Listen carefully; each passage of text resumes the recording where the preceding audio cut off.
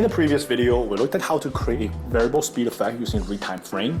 And in this video, we're going to look at how to create the same thing by using Retime Speed Curve, which is the most flexible and versatile method out of all three, in my opinion. Okay, so as per usual, we have this video playing right here at its regular speed. There's no variable speed effect applied at this point at all.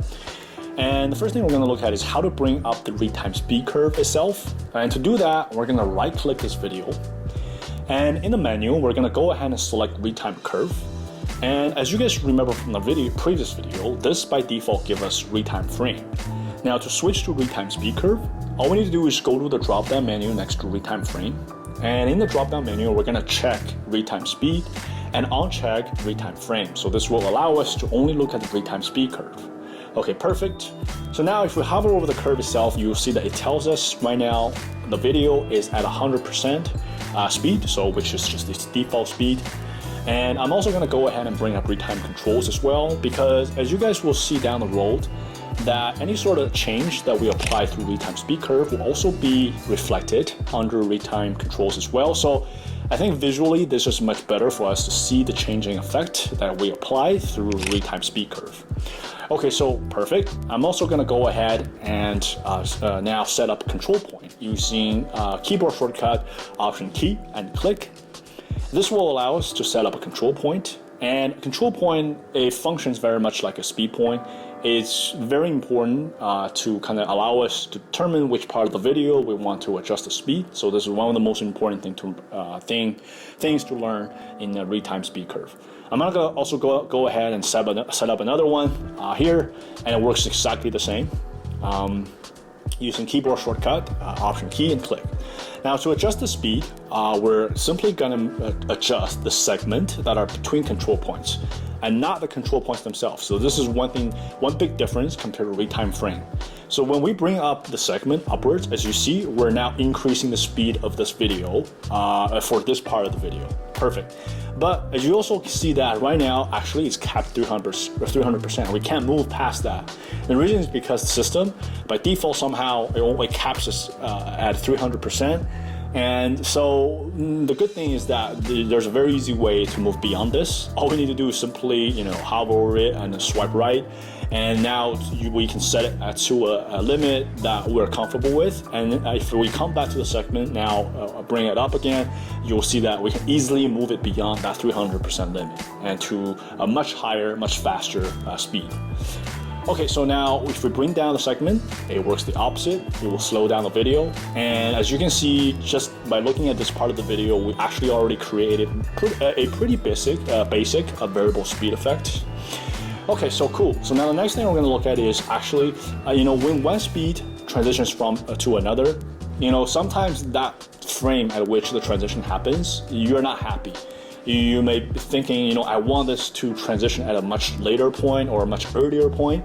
So to adjust that frame at which the transition happens, all we need to do is simply slide the control point left or right. So in this case, if I'm gonna slide it right, so now this will move the transition frame to a much later a later frame that are in the video. So as you see that this transition now at a much different point, and if we move it leftward, so this will pretty much reset back and bring it to a much earlier frame during the video. So the transition happens much early on. So this is also very important to keep in mind when we start creating variable speed using Retime Speed Curve. Okay, so the next thing we're going to look at is, as you remember from Retime Frame, that we can potentially accidentally set up a rewind effect if we're not careful. But in the case of Retime Speed Curve, we don't have to worry about that. Even if the segment is lower than the previous one, all we're doing is simply slowing down that part of the video. We don't have to worry about potentially creating a rewind effect if the segment is much lower than the previous segment. So that's one big advantage as well. Okay, I'm gonna start just kind of adjusting this back a little to the previous speed. And the next thing we're going to look at is how to adjust the transition. So at this particular control point, to adjust the transition, to make it much smoother or more abrupt, all we need to do is just simply click the Bezier curve, and then we can drag this Bezier handle inward or outward. So inward, this will make the transition more abrupt, and if we drag the Bezier handles outward, this will make the transition much smoother.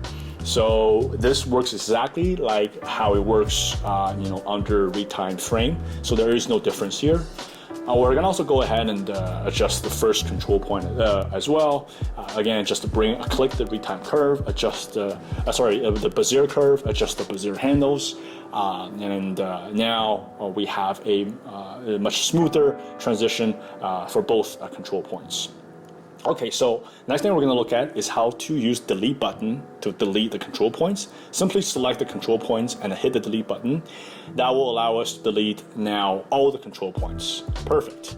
But one big difference though is in this case, we can actually look at the curve. It doesn't restore the curve back to 100%. So we're still actually left right now at 120%. So to make sure that if your goal is to restore this whole video back to 100%, we just need to simply drag this retime speed curve downwards to 100%, or we can use the retime control menu, just right click, and then we're gonna hit reset to 100%. This will ensure that this entire video is now back to playing at 100% at its regular speed.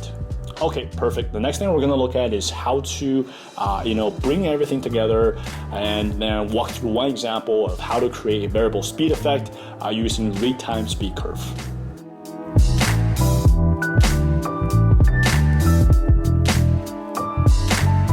Alright, next we're going to apply everything we've learned so far and then create a variable speed effect on this video using retime speed curve. I'm going to bring up retime controls, I'm going to bring up the retime speed curve, but then once again guys, you don't have to have retime controls side by side when you're working with a retime speed curve. I'm just doing it because I think it will help us visualize the change way much better. Okay, we're also going to go ahead and set up a control points. And the first thing we're going to do is adjust the limit, because I know for sure I'm going to take it beyond 300%.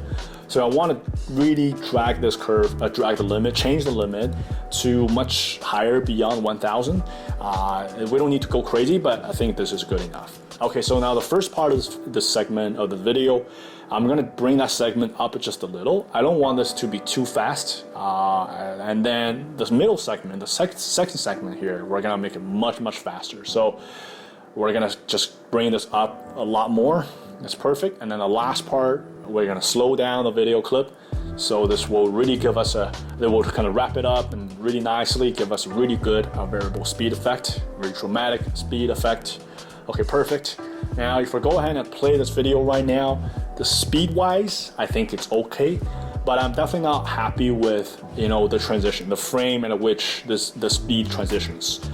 So for the first control point, for example, here, I think it's dragging on for too long. I don't want this part of the video to go on for too long. So let's bring the control point leftward, to the left a little. So now, okay, this is much better. The transition happens much earlier on. For the second control point, I think the transition happens too early. So I'm gonna bring this control point to the right, almost towards the end of this video. So if we go ahead and play it right now, that's perfect. So now we have very little left for the last part of this video. So this is looking pretty good. So I'm just gonna have a look one more time, make some slight adjustment here. Just bring to the left a little bit. Again, the idea is I want this transition to happen, the second control point to happen, the second transition to happen much later on during the video. Okay, so now this looks a lot better. It's much closer to what I had in mind originally. I'm just gonna make some slight adjustment to the speed, to the middle segment right there. Okay, let's have a look one more time. That looks pretty decent. All right, the next thing we're gonna do is just play with the transitions a little.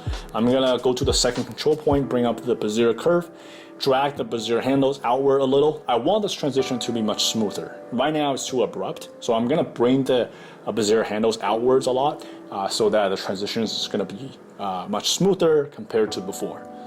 Okay, so let's have a look. Now this is way much better. Let's go ahead and adjust the first control point as well, but this one, I'm not too worried. I'm just gonna bring it outwards a little bit. I don't want this to be too smooth. So being a little abrupt is fine with me. So if we're gonna go ahead and play this right now, this is great. This is exactly what I had in mind. And we just kind of looked at how to create a variable speed effect using just Retime Speed Curve. And I hope this helps, guys.